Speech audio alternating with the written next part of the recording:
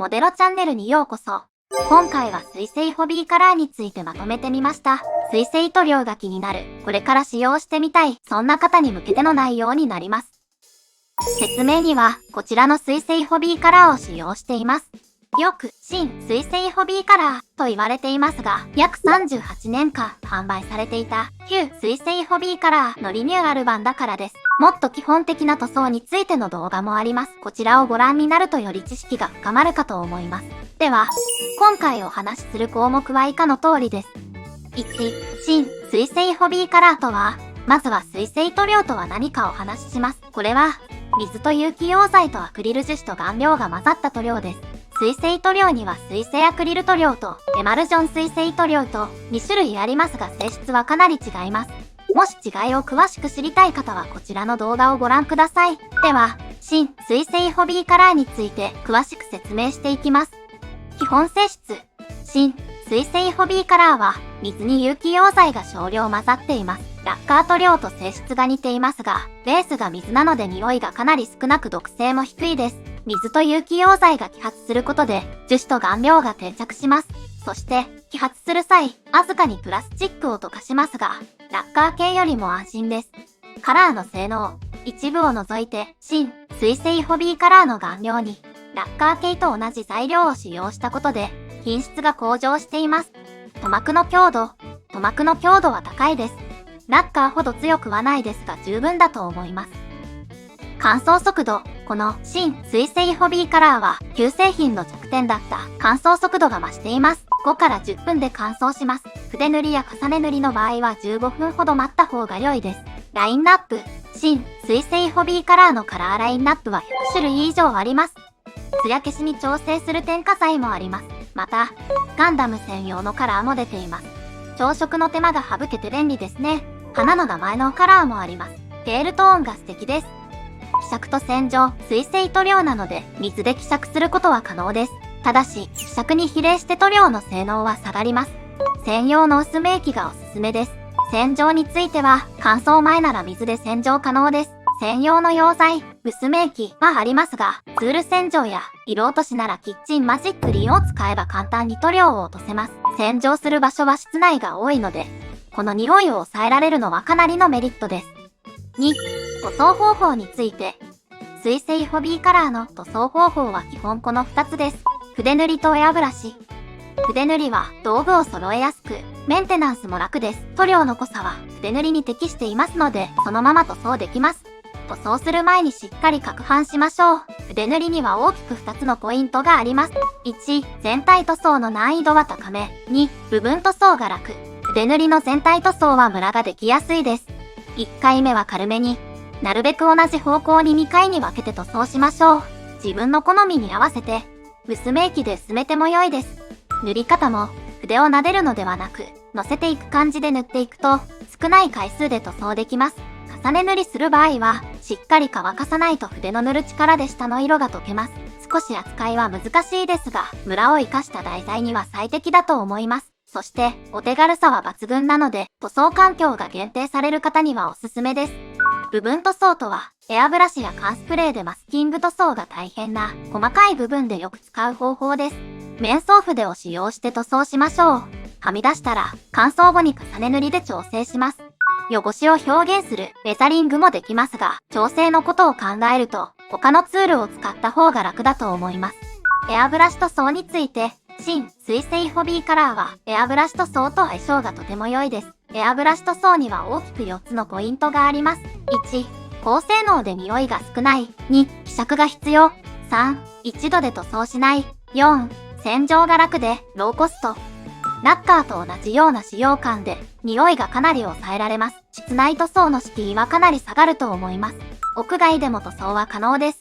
風よけの壁をしっかり用意すれば、近所迷惑を気にせずに塗装できます。エアブラシを使用する際は専用の薄め液、有機溶剤を使用します。希釈率は塗料と薄め液が1対1の割合が公式推奨です。ただし水性塗料は少し乾くのが遅いので液枯れしやすいです。ですので少し濃いめにした方が塗料も乾きながら伸びて調整が楽です。モデロさんは塗料と薄め液が1対 0.5 から 0.6 で塗装しています。この濃度でも目詰まりはしません。塗装の回数は一度に完璧に塗装しようとしないで何度かに分けて塗装することが水性塗料では安全で確実な方法です。エアブラシは違うカラーを使うたびに洗浄する必要があります。この洗浄に水やキッチンマジックリンを使えるので楽でローコストです。3、サーフェイサーとトップコート。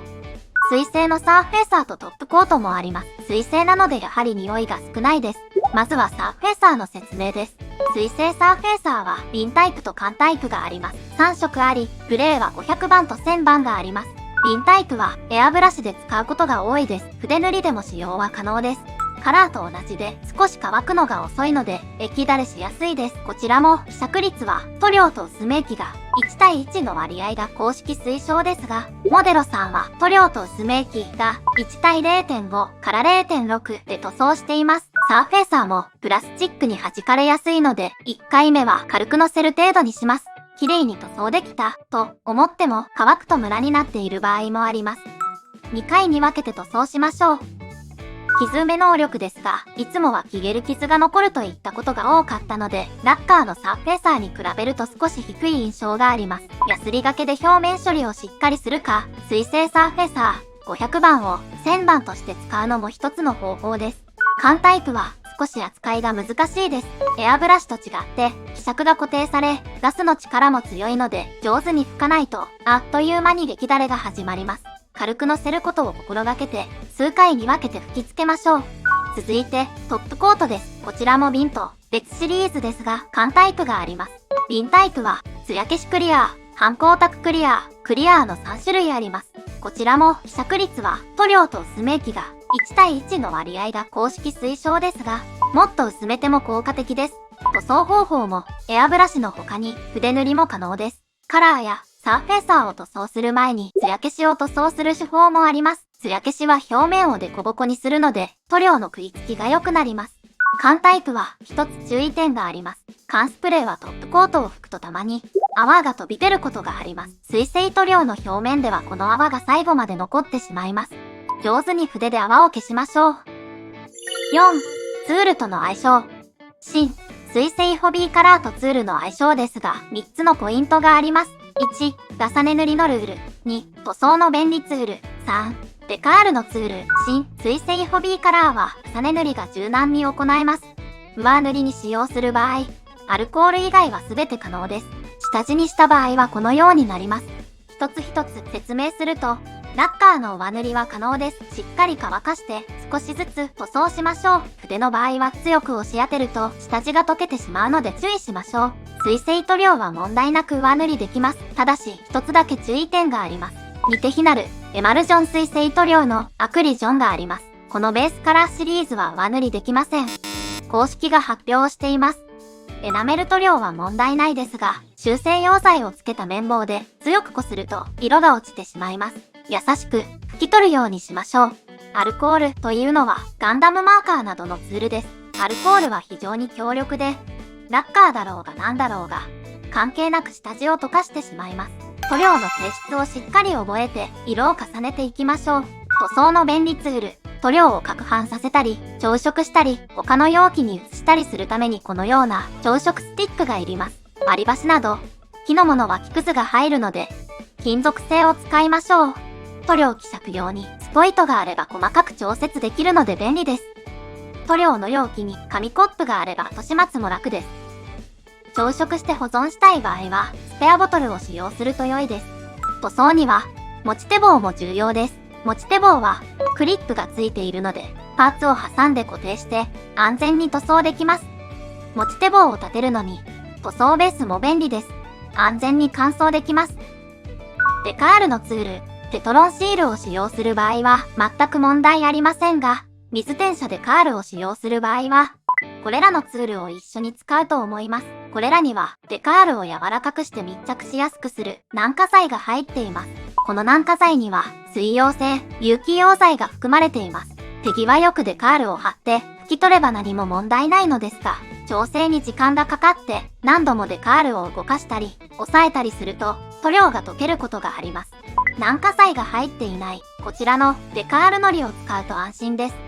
デカール糊は軟化剤のありとなしの2つの製品がありますので、ラベルをよく確認しましょう。最後に、今回は水性塗料の水性ホビーカラーについてまとめました。本当に使い勝手が良いので、筆塗りでもエアブラシでもプラモデルを塗装したいと思った方はぜひ使ってみてください。モデロさんの他の動画も見ていただけると嬉しいです。では、最後まで見てくれてありがとうございます。それではまた。